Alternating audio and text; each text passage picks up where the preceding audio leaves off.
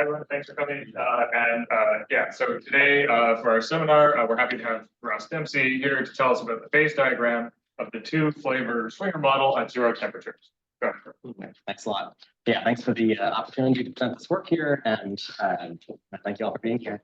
So yeah, I'm Ross, and this is work based on two papers I wrote with Igor Klebanov, Stevie Pufu, and Benjamin Sogart, all of whom are here, and Bernardo Zahn, who has left us for Cambridge. So let me, not so much. Yeah, there we go. Okay, so let me start off with some background material. So this work really goes back to 1962 when Julian Schwinger wrote down one of the first examples of quantum field theory. It was a 1+1 dimensional model of quantum electrodynamics, where we have this gauge field coupled to a charge 1 fermion. And so he solved this model in the case where the fermion is massless. So as you can see in the citation graph, interest grew substantially in 1973 once QCD was adopted as the model of strong force. And the Schwinger model became a useful toy model for many important phenomena in QCD, some of which I'll tell you about today.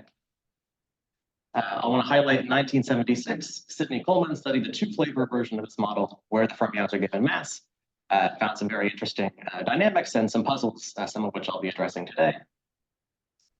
And the model continues to be relevant today, one, because of its relationship to QCD as a toy model of many of these interesting phenomena. Additionally, because of its relationship and its use as a benchmark for Hamiltonian lattice gauge theory, which is the other sort of prong of this project. So this is a paper from 1974 where John Kogut and Leonard Susskind gave the Hamiltonian description of lattice gauge theory, which is a complement to Wilson's Euclidean description of lattice gauge theory. So when you hear about lattice QCD, this is almost always an Euclidean approach, wherein we discretize all of space and time into, say, a four-dimensional grid. And the quantum mechanical path integral is reduced to a classical sampling problem, which we can solve with classical Monte Carlo sampling methods. So that's the typical lattice QCD story. In the Hamiltonian approach, we discretize space, but not time. Time remains continuous.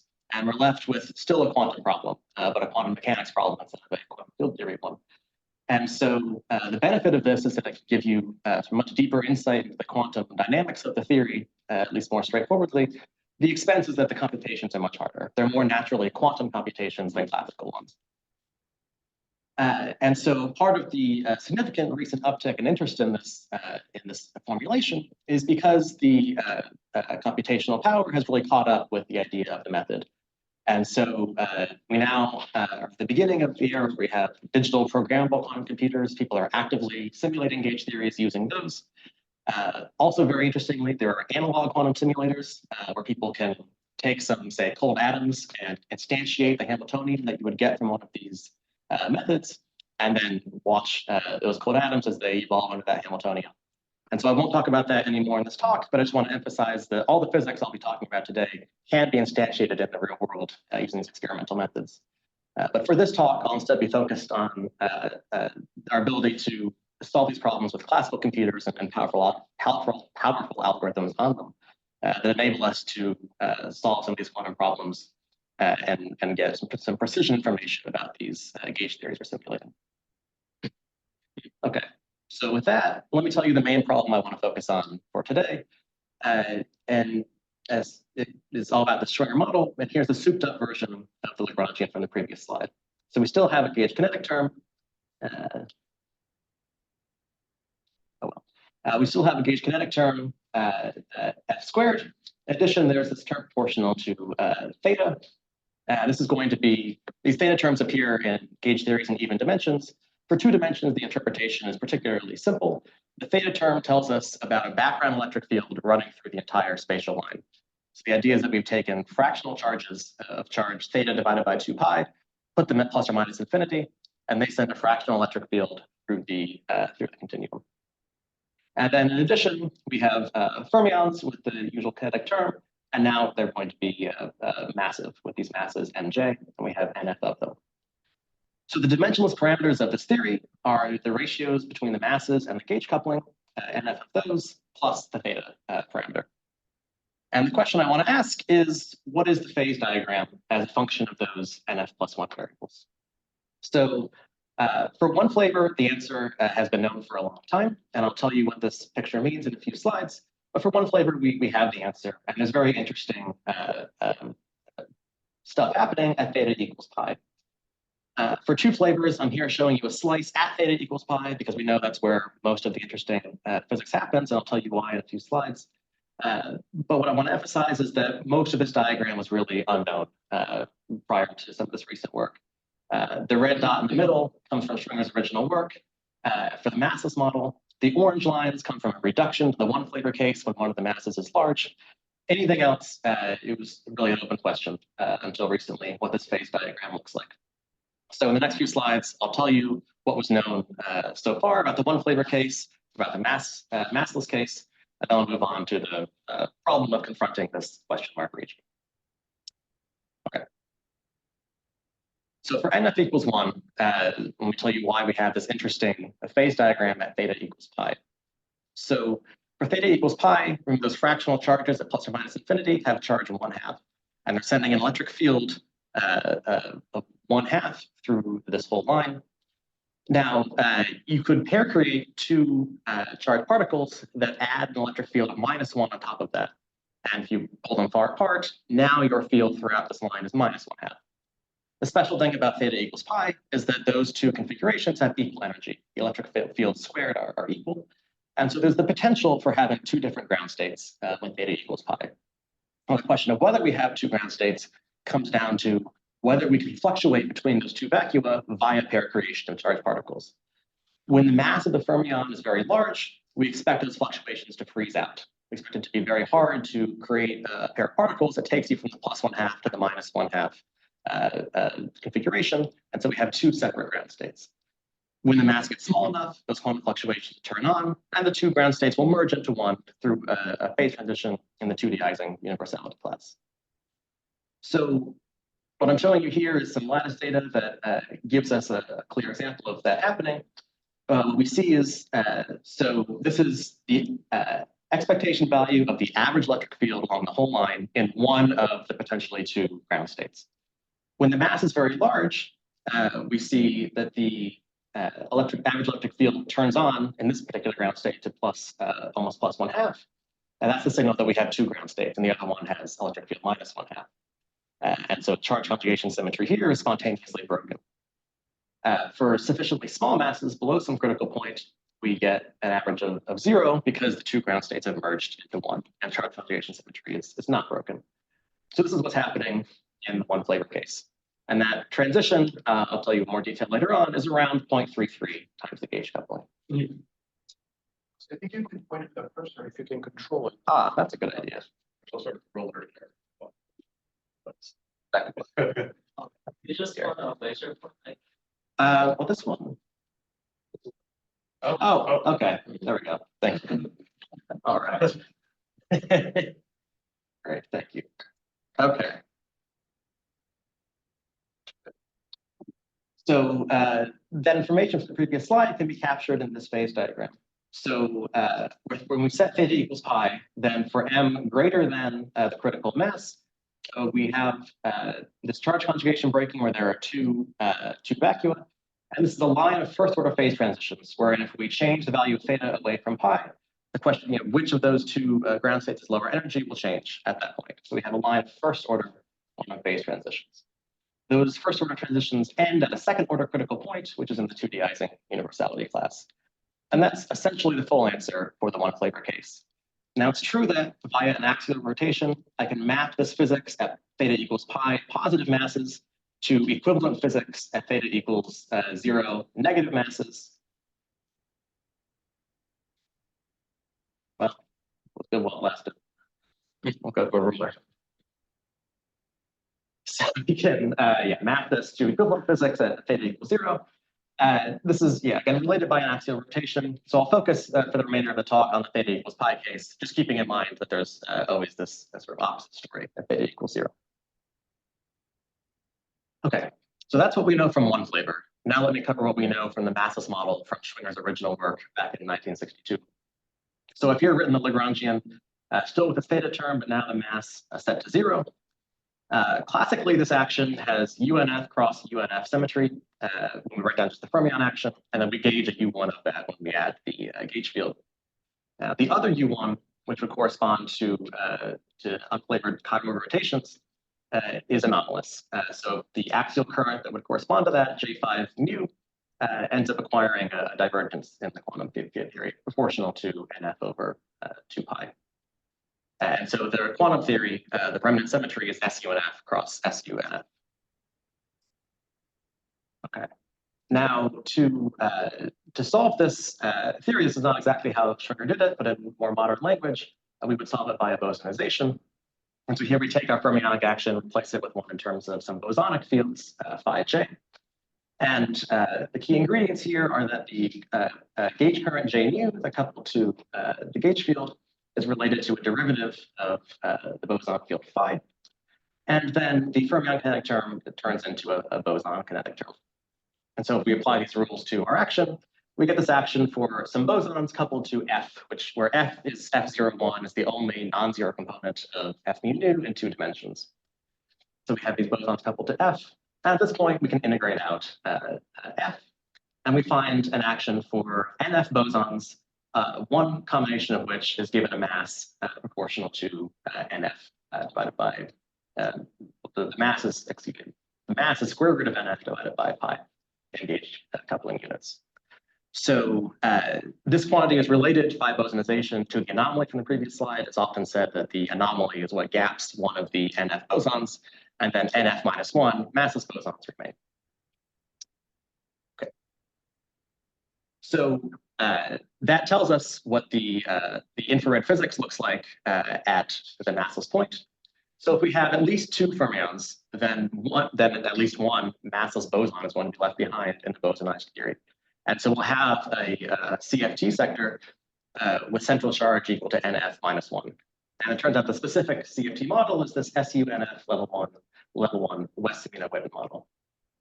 Now, if we look at the theory on a circle now instead of a line, from looking at CFT on a circle, we would find that the lightest states, when the circle is large, are going to be have energies 2 pi divided by the circle length times the scaling dimension of operators in that CFT. And since we know the particular CFT, we can work out the lowest scaling dimension. We find that's 1 minus 1 over NF.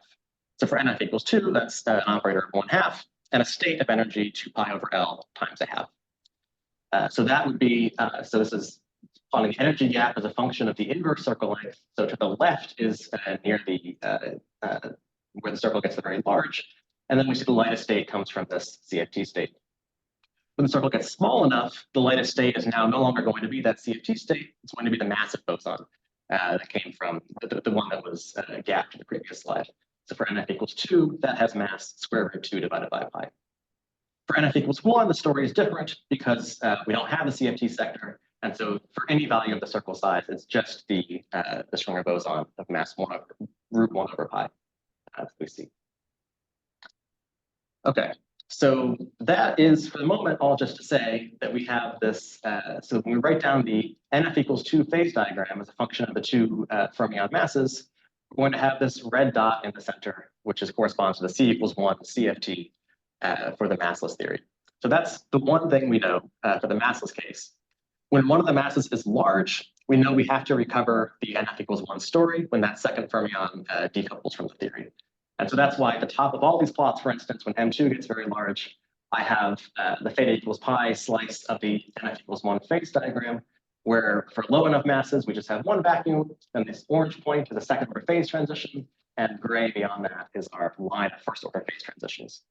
So for sufficiently large masses, we'll recover that story. But beyond that, it was unknown what happens. Yeah. So you've got 2 fermions and you've given them different mass, but of different particles. Is it interesting to think of them having what happens if they have different charges? It's certainly interesting. You're giving the charges, you're setting the charges equal. That's right. But what happens if you don't do that? That's right. I'd have to think some more about that. In the one flavor case, if you set one of the charges not equal to 1, then you could imagine, so say the charge is 3, then you can imagine, With one flavor, what do you mean? sorry. One flavor, you only have one charge. Exactly, yeah. And so that charge ends up being, it changes some semantics, but not actually the physics of the model. But you can just call that charge one. Yeah, and you could, yeah, it's a more of a semantic difference than anything. Yeah, for two flavors, I have to think some more about. So the two flavors, they could have different charges. That's right, yeah. Yeah. One is charge 2, one is charge 1. That's What right, can happen? yeah. And it seems like interesting stuff might happen. I agree, yeah. But this isn't something that's been looked into. Not by me at least. Yeah, I I was think thinking with quarks, you got 1/3 and 2/3, right? indeed. So 1 to 2 seems an interesting case. That's a good point. Yeah, certainly. Actually, Georgia wrote a paper recently about the unequal charges. Okay. But this very special phenomenon only happens for equal charges. And actually in these plots, the masses are equal to so there is SU2 symmetry. On the diagonal line of these plots, yeah. So that ends up being the most interesting case. But indeed, yeah, it's an interesting additional question. But right, so for us, the charges are both equal to say 1. And so other than what happens at large masses and what happens at n equals 0, it was unknown how the space diagram was filled in. An initial suggestion by Pullman was that if you move along this equal mass line, M1 equals M2, the story looks similar to what we have for one flavor, wherein there's this region where we don't have charge conjugation breaking, and then somehow suddenly we do. There was some recent work by George and I where he did some perturbative calculations near n equals 0 and found indications that maybe the conformal symmetry at n equals 0 persists. And that's what's indicated by this red diagonal line. The third scenario I'll tell you about, which spoiler is the answer, sees these lines of c equals 1/2 critical points merging towards the origin. And so the main question for this talk is which of these is correct? I already spoiled it, but I promise there's a fun story of how we get there. So I'll first tell you now about a lattice formulation of this model that lets us get some really precision data to help discern between these possibilities. And then I'll go back to some more analytic ideas of bosonization and what they tell us about these transition lines. Okay. So first things first, the lattice. So let's write down a lattice Hamiltonian for the Schwinger model. And we'll start with the action or the Lagrangian I gave you a few slides ago. We have the gauge terms and fermions coupled to them. We're going to gauge fix A0 equals 0. And then E is going to be the conjugate variable to A1. And so E is describing the electric fields that come from the fermions. Now, in the Hamiltonian, we get from this action, we find that E is added to theta over 2 pi. This is showing you the statement from before that theta is telling you about a background electric field that's added on to all the fermion dynamics. So the physical electric field is really E plus theta over 2 pi. That's the one that will give us the energy in the Hamiltonian. And then we still have our fermion kinetic and mass terms. And all importantly, we also have to impose gauge invariance. So gauge invariance under small gauge transformations gives us the Gauss law. In one dimension, the Gauss law just says that the derivative of electric field is this charge density coming from a sum psi dagger side. Invariance under large gauge transformations tells us that the electric field is integral. Another way of saying that is that theta over 2 pi is going to be the fractional part of our effective electric field, and E is going to be just an integer. Okay, so that's our continuum Hamiltonian. Let's now discretize it. So for any lattice gauge theory, the typical approach is to put fermions or particles on sites and to have the links carry gauge fields. Now, the idea of Kogut and Susskind, in addition to that, is to take the upper and lower chiral components of the fermion and stagger them on alternating sites.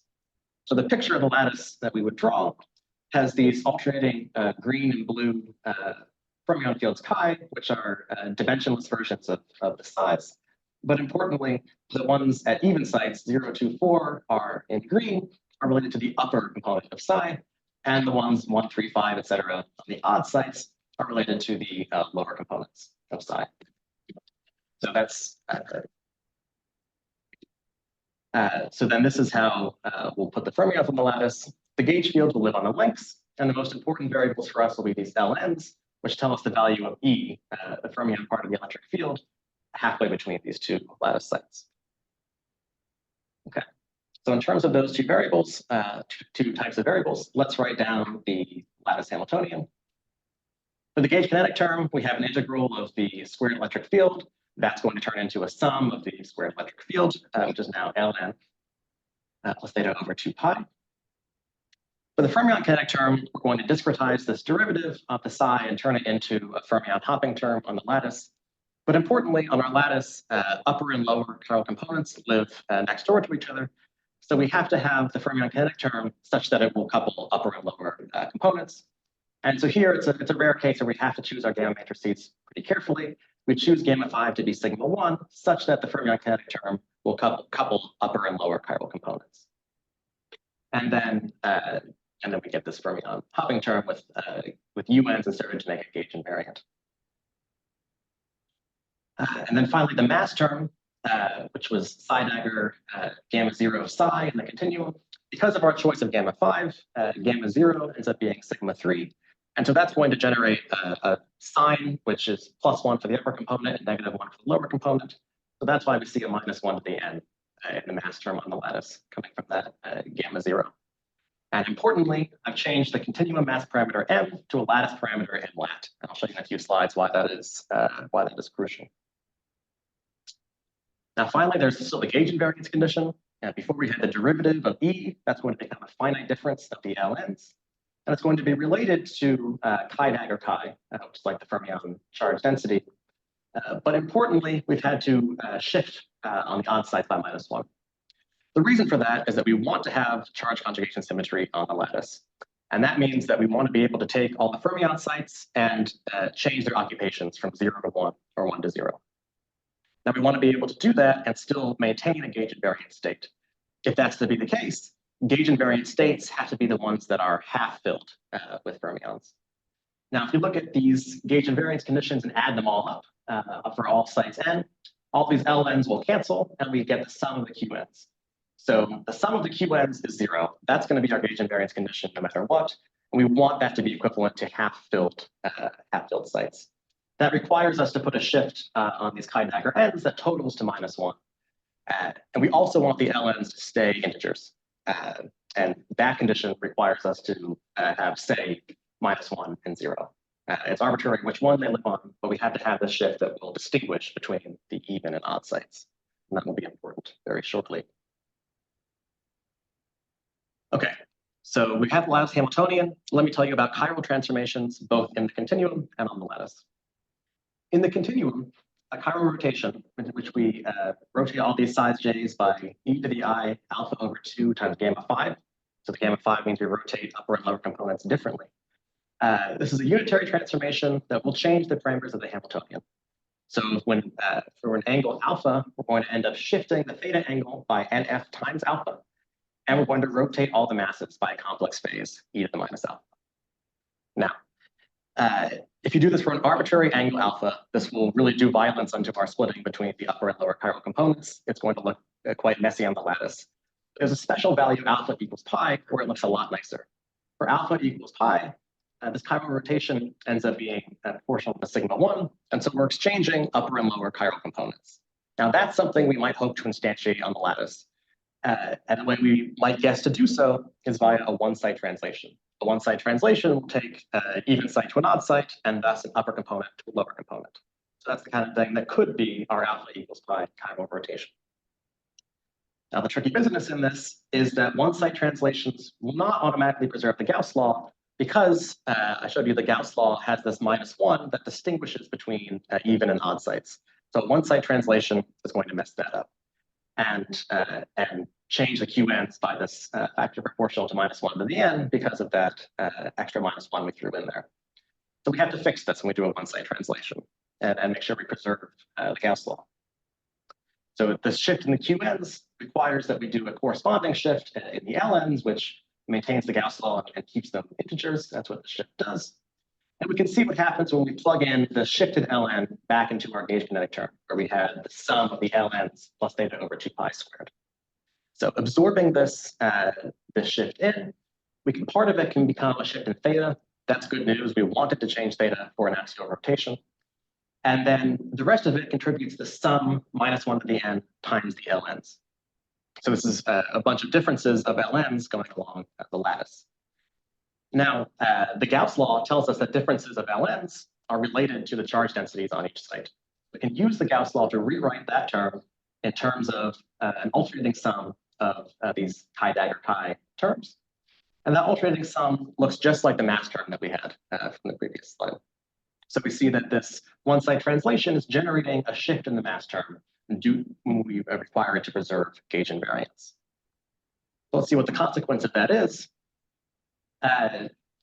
Remember, the one-site translation is also going to flip the sign of that -1 to the end that showed up in the original mass term. And so we flip the sign of m lat and also subtract nf g squared a over 4. So that does not quite look like m going to -m that we would want from the chiral rotation by pi, unless we choose m lat very carefully to cancel the contribution of this shift appearing here. So if we set m lat equal to m minus this term proportional to g squared a over 8, then we recover what we want. The lattice one-site translation acts like a chiral rotation by pi, in that it will change theta angle by nf times pi, and it will negate all the masses.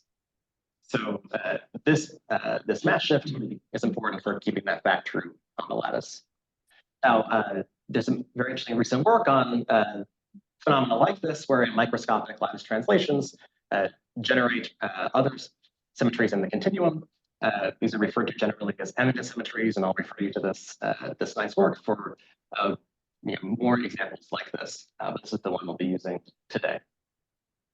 So let me now show you how important this mass shift is for doing good lattice numerics. So I showed you before the mass gap for the massless model as a function of inverse circle length.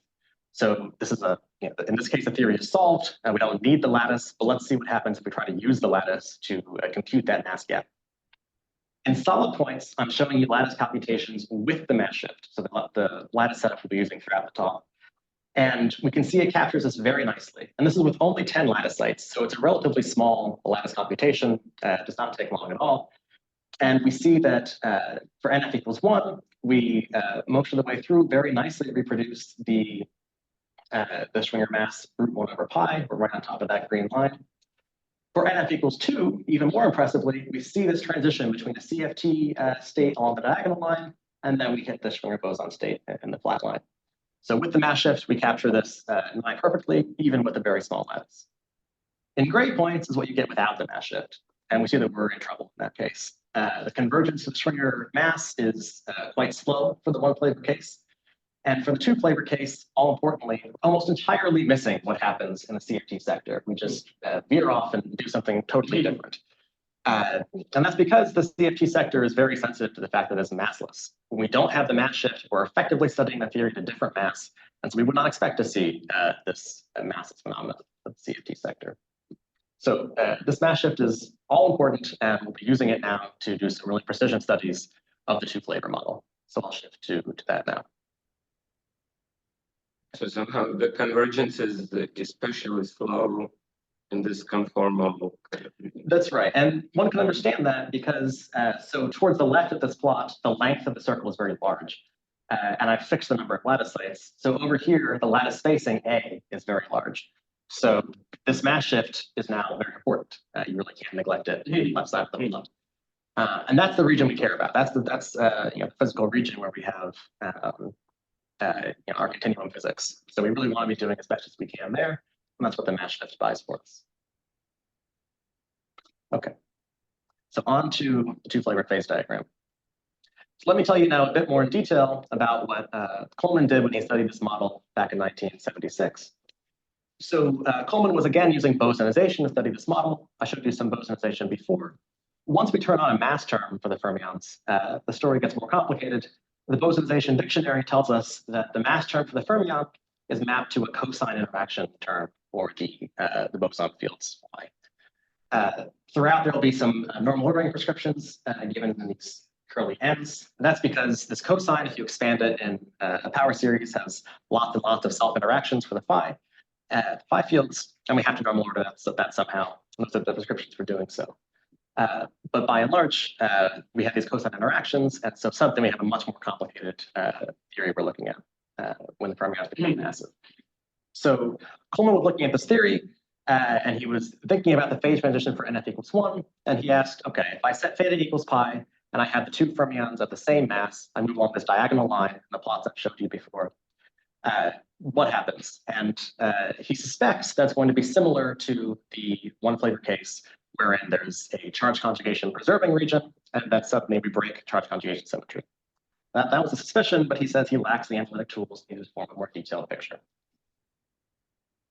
Okay, he has another puzzle, which is seemingly unrelated, but I'll show you later on how it's really two sides of the same coin. But this other puzzle is quite neat.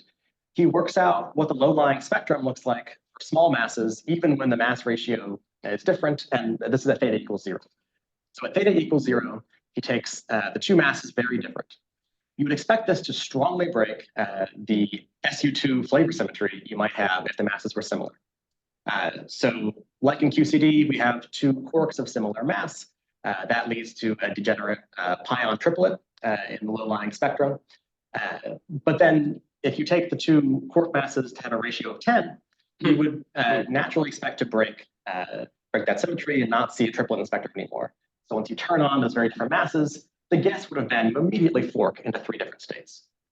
What actually happens is that for some time, they stay together and then eventually fork, but there's it ends up being an exponential suppression of that breaking. So it was he knew that this would happen. It was unclear to him a deeper physical reason why. So I'll come to this later as well as to the phase diagram. So let's focus first on the phase diagram.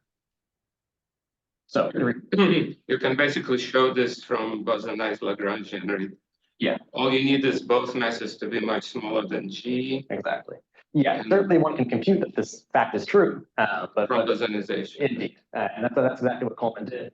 And he still leaves it, that was his first puzzle at the end of his paper, because it makes you scratch your head. Why do we have a spectrum that you would see and say, oh, there's SU2 symmetry in Lagrangian, when in fact we loudly and proudly broke SU2 with M1 equal to 10 times M2. So that's his physical puzzle. We'll come to in a bit. But back to the phase diagram. So to remind you, here are the three cases we're considering. Coleman says he suspects a similar story to NF equals 1. That's the statement that on this diagonal line, we have a charge conjugation preserving region, and then we transition to charge conjugation breaking. George and I suggested that there's conformal symmetry along this line. What I'll show you is evidence in favor of this third scenario, where the lines bend inwards, meet at the origin, and then head outwards, kind of the striker bridge scenario. Okay, so before anything else, let me give you some perturbative evidence for what happens when we start to take one of the masses, not infinitely large, but just large.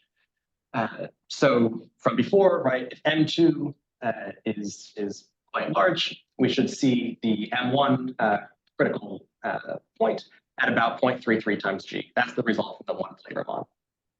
The question is, if M2 is large, but not infinitely large, how is that value modified? Will it go up or go down? It's a first order question, and it could change as we go to higher orders, but it's a first order thing that might discriminate between these two kinds of stories. And let me show you what happens. So we take the model with two fermions, we take M2 much greater than the gauge coupling and integrate it out.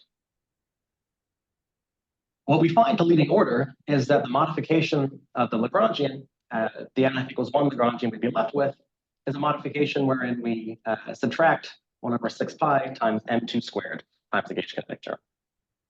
So this adjustment, we could absorb and say that the effective gauge coupling G has decreased slightly relative to its original value when we integrate out the heavy fermion. So then what does that mean for the phase transition that you would, the critical mass that you would measure if you were looking at the effective one flavor theory?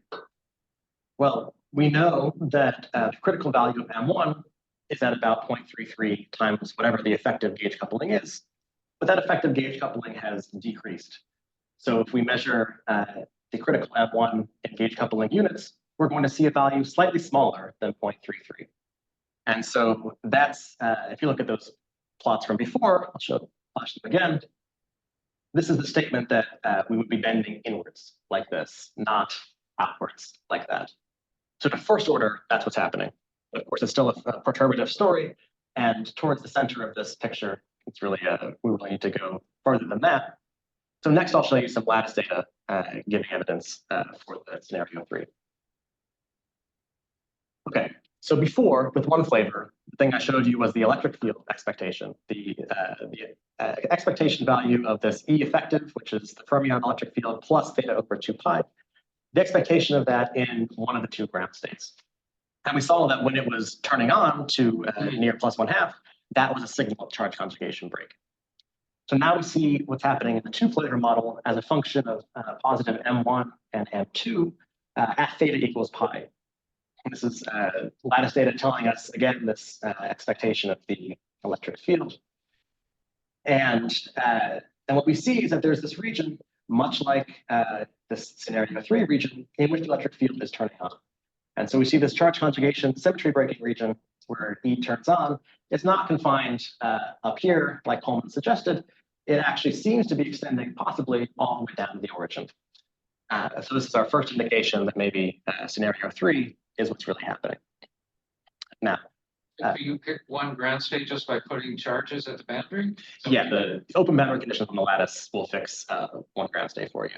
And you can change those boundary conditions to get the other one. You just pick the positive one here. Yeah, indeed. Okay, so this is our first indication. But now let's see if we can do better and actually, really pin down where the phase transition points are living. And so first, I'll show you how we do that for the one flavor case. So I've been telling you throughout this talk that there's a transition at 0.33 times g for the fermion mass in the one flavor case. How do we know this? One way to compute this is to calculate entanglement entropy on the lattice. So we take some interval lattice that we're computing on. We break it into two pieces of size script L and the full and the rest. And we compute the entanglement entropy once we trace over the degrees of freedom on one side of that point and look at the reduced density matrix on the other side. Now, if the IR theory is described by a CFT, there's a universal scaling law for the entanglement entropy for CFT on an interval as a function of its central charge and where we break the interval.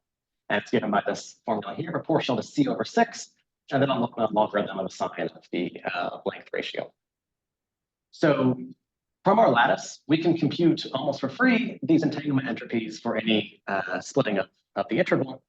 And so using a formula like this, we can back out what we think the central charge has to be in order to match a functional form like that. So that's the quantity C estimate that's plotted on the y-axis of this graph. And for any lattice size and any lattice spacing, we can look at this quantity C est as a function of the lattice mass M. Actually, this should be M over G. It's in coupling units once again. Now, these for different lattice sizes, these C's will do some complicated things. But what we really need to look for a finite size scaling analysis is where are these curves intersecting? Where are we seeing behavior that is seemingly independent of the system size? That's where we're seeing the onset of the CFT point. And so when looking at intersections of these curves, that's where we pin down our critical point. We see that it's right about at C equals 0.5, which is good news because that's the central charge for the 2D Ising model, which is what we suspected we would have for the one flavor phase transition. And then it's the mass at which this happens, we can extrapolate down to A equals 0, the lattice spacing going to 0, and we find that it's about 0.33. So that's how we get that one number, the one flavor phase transition. Now for two flavors, we're looking for an entire. Do you understand anything about that peak to the left? Yeah, this seems to happen in whenever you do this lattice entanglement entropy studies of these transitions. People have done this for many different models, and they always see these peaks. I'm not sure exactly why they happen, but the understanding in the finite size scaling literature is that we should more or less ignore them and look at where the curves intersect. And that's Seems like there might be some interesting physics. oh, I certainly agree. Yeah, I think this is physics that is. Nobody has figured it out. Oh, I imagine there's more understanding out there than what I have. But in practice, what matters for us, it's going to be the intersection. Yeah. Is there any difficulty to just calculate the stress tensor quick function or one quick function? Yeah, so another approach you might take is to look for the singular behavior of the stress tensor two-point function. In practice, I think that's going to converge much more poorly in the lattice. Of course, you're looking for this singular behavior where the two stress tensors get very close, but we have a finite lattice spacing can only get so close. That's going to be probably quite dominated by finite size effects. So in practice, this seems to be the method people find to be most accurate for extracting these points. But indeed, physically, that's the same idea. Okay, so that's how we get this one number for one flavor. For two flavors, we're looking for an entire curve of critical points. And so we have to run this analysis sort of sweeping through slices of our two flavor phase diagram. So let me show you now a very busy plot in which we do this. So I'll walk you through this. First things first, the background of this plot, the color, we're computing this entanglement entropy for a half bipartition of our interval as a function of two masses. And that's for a particular lattice size and a particular lattice spacing. So that's really just one ingredient for the computation we're doing. What we actually do is compute several dozen of these pictures for different lattice sizes, different lattice spacings, look at those intersection points from the finite size scaling analysis, and then extrapolate down to a equals 0. And that's how we're getting the black points. The black points are our estimate on each sort of vertical slice of where we think we have a critical point. And so we see they follow these lines bending inwards towards the origin, much like we expected from our previous plot. Now, some good news is that in this white dashed line, I've plotted the perturbative estimate of where those phase transitions lie. And we see that the lattice is precisely following that perturbative estimate. So the first order, it's working. And with the lattice, we can extend it a bit farther and see how they're really getting quite close as we get towards this M1 equals M2 line. So this is further indication that scenario 3 is what we're seeing here. All right. I have a very naive confusion. Is this mass the Bayer mass or the renormalized mass? The bare mass, the one that appears in Lagrange. I'll tell you now in a few slides about an effective theory in normalization analysis. But okay, so here's our lattice picture, and so now let's shift to a more analytic story of what's happening near M1 equals M2 equals 0 along this M1 equals M2 line that seems to be quite special. Okay, so as I was telling you before, when we bosonize the massless theory, we get kinetic terms for the bosons, and then one of the bosons, which I'm calling here pi plus, acquires a mass, which in this case is √2 over pi in gauge coupling units.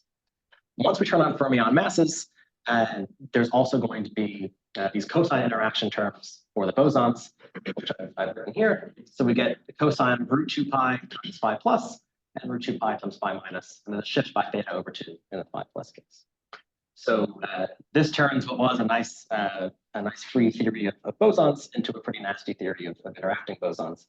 And this is what we have to confront to understand what happens when we make the fermions massive. Now, because that phi plus field acquired a mass of order the gauge coupling, when we have fermion masses much less than the gauge coupling, we're in good shape to integrate out phi plus and look at an effective theory for phi minus. And so that's what we'll do. So the first order, we would recover this O minus interaction term for phi minus. Its coefficient is going to be related to the expectation of O plus. And then the second order, we have two of these terms. But let me tell you first just about the first order analysis. If you look at the expectation of this O plus, phi plus is going to head towards 0. That's the bottom of its potential. And so that means that the value of this is going to be cosine of minus theta over 2. Now, for any theta not equal to pi, that's non-zero. And so we're going to generate this O minus term with a non-zero coefficient. And that's a relevant operator with which we deform our massless CFT. And so that's going to end up gapping the theory. And so we'll get, we won't have anything super interesting happen in that case. So that's a motivation from the bosonization that theta equals pi is really the interesting slice of the story. And theta does equal pi, this first order term is going to vanish. And so we have to go to this, this messier second order term, where we have to compute this correlator and integrate to find the effective interaction term for phi minus. So let's do that. The result we have is we have the kinetic term for phi minus, and in addition, we have a shift in the coefficient of that kinetic term proportional to m squared, and we have a cosine interaction for phi minus, but now its frequency is twice what we had before. Now it's square root of 8 pi. This will be an important difference. So we have here is a signed Gordon model for one boson. It's typical to renormalize or rescale the boson such that its kinetic term has canonical normalization. And then the two parameters would be the coefficient of the cosine interaction and the frequency of the cosine interaction.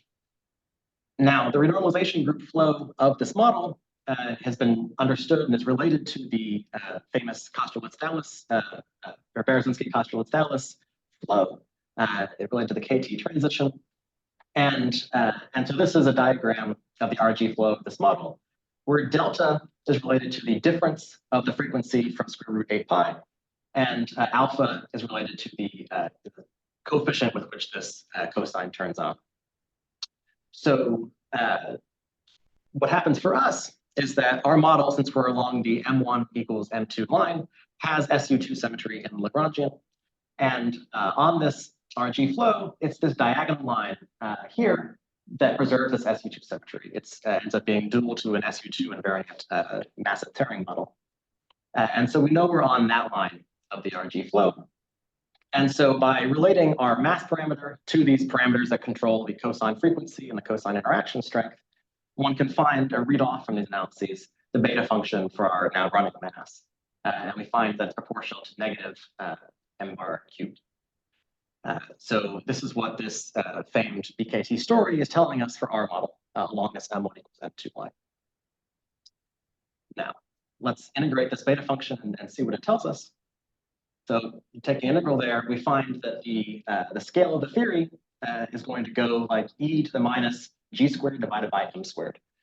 So when m is very small, the thing appearing in this exponential is very, very negative, and we have a very small dimensional scale in the theory. And this is going to set the scale for all other quantities. So for instance, the splitting between those two lines of phase transitions, one can work out the dimensions and see that it has to scale as this energy gap of the 3 halves. And so we'll again have an exponentially small splitting between the two lines. That shows why our lines from the previous slide were getting so close as they came to the origin. It also shows that Georgi's scenario 2, in which we had a CFT along that diagonal line, is almost as close as it could have been to being correct. It's a non-perturbatively small gap between those two lines. And so it makes total sense that his perturbative analysis was showing a continuation of conformal symmetry. But in fact, what we find is that these two C equals 1/2 lines are non-perturbatively close together. So the story in which we've passed from this dimensionless mass ratio M over G to a dimensional scale E gap is an example of this phenomenon of dimensional transmutation, which also happens in 4-dimensional QCD, where we pass from a dimensionless parameter alpha strong that appears in the action of the theory to a dimensional parameter lambda QCD that ends up controlling a lot of the hadron dynamics of the theory. So it's really interesting to see this also happening in this 2-flavor Schwinger model. Let me talk about charge conjugation breaking. Now that we've moved to an operator cosine root 8 pi times phi minus, the potential for phi minus is going to have not one, but 2 minima in the domain of the compact boson phi minus. They're at 0 and root pi over 2. And if you work through how the charge conjugation operator acts down in our effective theory, one can show that it just interchanges these 2 minima. And so we're seeing that when m is not equal to 0, anywhere on the M1 equals M2 line, we have charge conjugation breaking. So this is in sharp contrast from the 1-flavor story, where we had to go to some finite M critical in order before we set in to the charge conjugation breaking phase. Here, anywhere along the diagonal line, we're breaking charge conjugation spontaneously. And finally, let me now comment upon Coleman's first puzzle. So there's sort of a converse story between theta equals 0 and theta equals pi. At theta equals 0, where Coleman was asking about this mass ratio. So let me start with theta equals pi. At theta equals pi, we had to tune M1 equals M2 very precisely in order to be along this very, very narrow line of charge conjugation breaking. If M1 is 1% larger than M2, you can imagine we very quickly head off that line, and we're no longer in a charge conjugation breaking regime. So that tuning is, in this case, we really need fine tuning. The converse of that is for theta equals 0, the fine tuning is almost happening for us automatically. So for theta equals 0, we're negating one of the masses, and so the role of the sum of the masses and the difference of the masses is interchanged. So for theta equals 0, when we have the mass sum coupling to the cosine root 2 pi operator, and the mass difference coupling to the cosine root 8 pi operator. That mass difference, its effect is not going to be, it's going to be exponentially suppressed, which is why we were seeing that it takes so long for this triplet of particles to split into three. It's because of this very same dimensional transmutation kind of phenomenon. Okay, so that is what we find from this. Now, sorry, let me highlight, I forgot to mention, not only do we know how this gap is going to scale qualitatively with the mass, we know the precise quantity A that appears in the exponential. It comes from the renormalization group analysis I showed you on the previous slides. And it's equal to 2 times e to the minus 1 over gamma divided by this integral of a Sims function that we can do numerically. So we know the exact value of A that we expect to see. Now, the first thing you might try to do is on the lattice compute the energy gaps as a function of this small mass and see that they're exponentially small. That's going to be exceedingly hard to do on the lattice because you're looking at very small quantities, going as e to the minus a very large number, and the lattice is only so accurate, especially when we extrapolate down to n equals 0, which is a delicate procedure. So we're in trouble if we want to actually match this formula. However, one can do a very related thing, which is to look at correlation lengths on the lattice. Correlation lengths should scale inversely with the mass of the lattice particle. And so we expect correlation length to be exponentially large as we get close to the origin. And that's something we can try to probe with the entanglement entropy computations I was showing you a few slides ago. So using entanglement entropy, we can look at correlation length on the lattice and try to see evidence of this exponential behavior. And that's what I'll show you now. So as a function of the inverse mass squared, I'm showing you the logarithm of something proportional to c, the correlation length, in units of the lattice spacing. And so the straight lines here are the exponential relationship from the previous slide. Now, and the dots here come from the lattice at various lattice spacings. So I'm showing you a lattice spacing of 1 and coupling units down to 0.6. And you can see these points are sort of following the dashed lines. And as we take the lattice spacing smaller and smaller, they are doing so better and better. Our slope is approaching this value of A that's being shown in the gray dashed lines.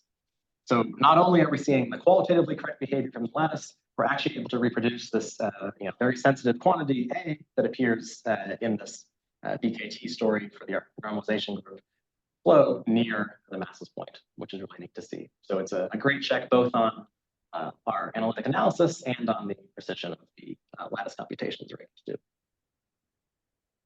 Okay, so with that, let me tell you now about an analogy with 4-dimensional QCD. So in 4D QCD, if we had just 2 quarks, say the up quark and the down quark, it's been known for quite some time that if you take, say, the up quark mass sufficiently negative, and this is at theta equals 0.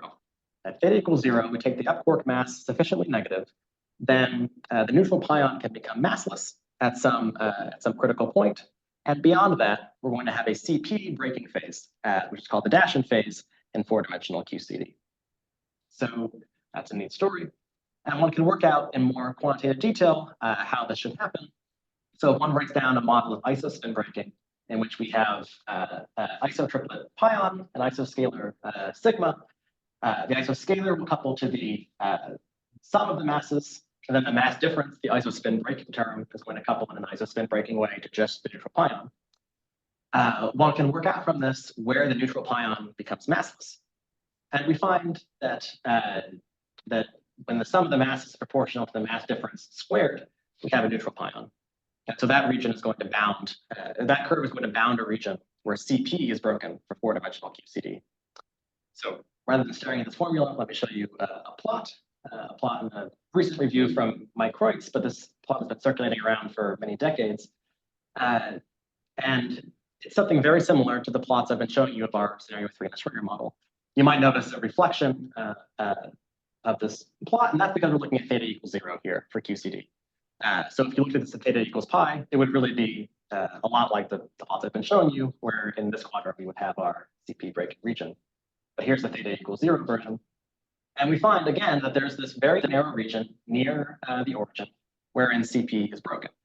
And so it's really nice to see this analogy between what we see in a two-flavor model and what we're seeing in 4D QCD with just two flavors. Is it possible to include strange? Because I think that is more analog. It's like 20 times the massive up and down, right? Exactly, yeah. And one can certainly include strange. And so if you just fix the strange mass to something like 10 times the up or down mass, one finds a very similar story near the origin, and then this region sort of breaks off at some point near the strange mass. But the story near the origin is exactly the same, even in the presence of strange quark, which one can think of again as integrating at this heavy mode and just looking at the light ones here. So even without down and strange, one gets a qualitatively quite similar story near the origin. The main quantitative difference, of course, is that I showed you on the previous slide a quadratic relationship between the width of this region and how far we are from the origin. That's a difference. For us, we have an exponentially small region, so it's an even stronger effect as we narrow these curves towards the origin. But nevertheless, it's very nice to see that for arbitrarily close to the massless point, we can have this interesting physics happen, even in 4D QCD. So in this case, what determines the width of the symmetry breaking region? Oh, yeah. Yeah, exponential because it was dimensional transmitted before, but now it's different. So That's right, yeah. And so here it's going to come from various parameters in the chiral Lagrangian, and it will be related to the pion coupling, F pi. so it's similar, but the physics is different in a sense. Yeah, I think so. It's the same symmetry breaking pattern, but it comes from a slightly different origin. But indeed, the analogy is imperfect, but nice. And basically seen from classical chiral Lagrangian. Yeah, we had a much easier time in this case, just taking a classical sort of potential here and getting to this curve. It was harder for us in part, because of this dimensional transmutation. The width goes what, like square root of mu plus m. Indeed, yeah. So the m minus, which is the difference or the width of this region, would be the square root of the mass difference. So quite a bit larger than e to the minus of gram squared. When the scaling of the width is power law, the power can be understood in terms of the scaling dimensions of the CFD and the origin. I see. From this picture, can you understand the solution to the strong CP problem from setting that you say you can solve the strong CP problem by setting one of the quarks to be massless? And indeed, and then this picture comes up in the discussions and points to a subtlety. In the idea that setting m0 equal to 0 is going to solve the strong CP problem. That's right. Yeah, I think this picture is part of pointing toward the subtlety in that kind of explanation, where one can't quite get away with that kind of explanation. Indeed. Okay. All right. So let me then wrap up. So my main points here are that with an appropriate mass shift, the Hamiltonian lattice gauge theory is extremely powerful. So you saw the difference between what happens without versus with the mass shift, and that's a relatively new result. And so we're now able to do a lot more with the Hamiltonian lattice for studying two-dimensional gauge theories. And this two-flavor problem was a natural thing to look at, where it's been open for a long time, 50 or so years, an elementary question about one of the most elementary quantum field theories, and the answer remained unanswered. And the lattice was a huge helpful tool in getting us to the answer for that phase diagram. And it's very nice to see that this two-flavor model has actually this surprisingly rich phase structure, which has analogies with four-dimensional QCD. So it's yet another example of a story that's been ongoing since 1973, wherein a Schwinger model can be understood as a toy model for many interesting QCD phenomena. And so the future of this project and these kinds of methods, there's many possibilities. The model with more than two flavors is also interesting. It has some differences with the two-flavor case that are interesting to explore. Additionally, with Hamiltonian lattice theory, one can explore real-time dynamics of these theories. Things like what happens when a QCD string breaks when you pull two charged particles apart. Things like that are possible to probe with these Hamiltonian methods, not so much with the Euclidean lattice, or it's much harder with the Euclidean lattice. And so seeing that picture in real time is a really neat area in which we're going. And additionally, there's a separate thread about doing this for non-abelian theories. We can study theories like adjoint QCD in 2 dimensions and understand from the Hamiltonian lattice how they behave. And possibly in the future there, phase diagrams with any flavors and things like that. So lots of interesting directions for the future, but I'll stop here. Thanks for your time.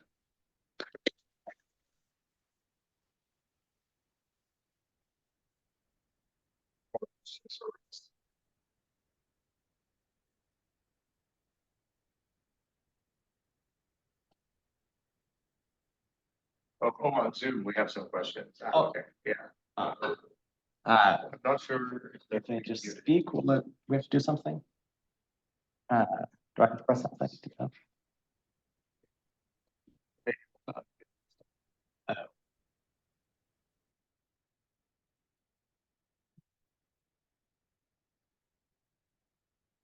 Just mute them.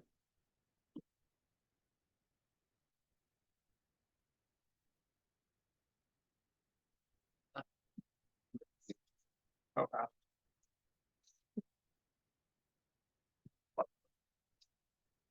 Okay, so was We're given not permission. not as unmuted, but Oh, my Still God, we can't hear. muted. So Um, I have a question. To what extent all these transitions depend on the specific lattice action that you wrote? So so imagine you added some other terms next to nearest neighbors, etc. I believe some of that will not change, like the first order transitions at infinity won't change.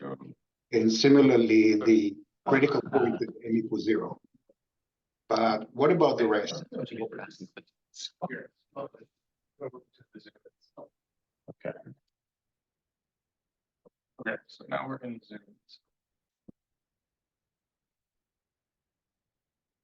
It's not 11. Yeah. See if he's unmuted. Well, maybe typing in the chat is Maybe you unfortunately. can type in the chat. Sorry about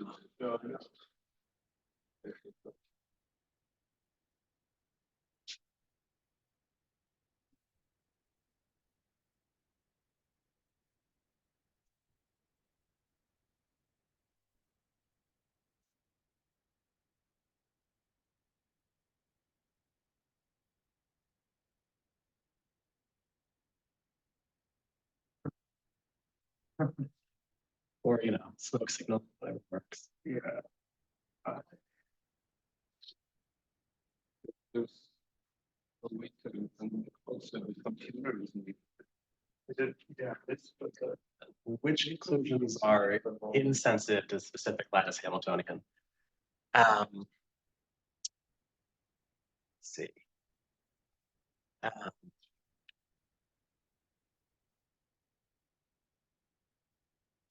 The primary modification these models people talk about would be adding 4 fermion interaction terms. I'm not sure what, if any, of our predictions are going to be invariant under that kind of deformation. Some nice recent work by Alexei Cherman and Theodore Jacobson and friends studying the Schwinger model with these 4 fermion deformations. I'm not sure what they'll do to our phase diagram, but that's definitely a question we're interested in for the future. That's the question of what gets sent. There's more on. Oh. There's more. Says the question of the correlation length. If I understand correctly, you computed it from the entanglement entropy just for equal masses close to 0. And you also compute it for small non-equal masses and the C equals 1/2 lines, whose position you can predict that way. Absolutely, yeah. And I think that is similar to how we actually found these C equals 1/2 points on the lattice. What we're looking for there, right, is a point where the entanglement entropy continues to scale with this proportional to a non-zero central charge and grows with the lattice size. And so that would be equivalent to saying that the correlation length is going to be diverging at these points. And so it ends up being a very similar analysis between those 2 plots, one of which I showed you a finite correlation length that gets large, one of which I showed you the position where we estimate it becomes infinite. But the methods there are very similar. Yeah. Okay, and then Nati asks, it's clear that the behavior for large M and the behavior at M equals 0 will not change. But what about the other transitions? Indeed, yeah, I agree. So the first plot I showed you with many question marks, those conclusions that we would recover the one flavor result or that we would find the massless result are certainly going to be invariant under. Those are going to remain true. The question about the other transitions, yeah, I'm not sure. I think it could be very interesting to study the phase diagram as a function of these additional parameters that control the four fermion interaction strength.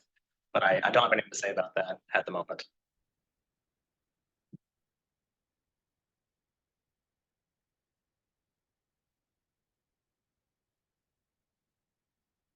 Not clear if the stream has stopped, maybe it's stopped. See if there are any more. Yeah. Any more questions, either on Zoom or here? Ross? 5 seconds. Okay, so if there's no more questions, let's thank Ross again.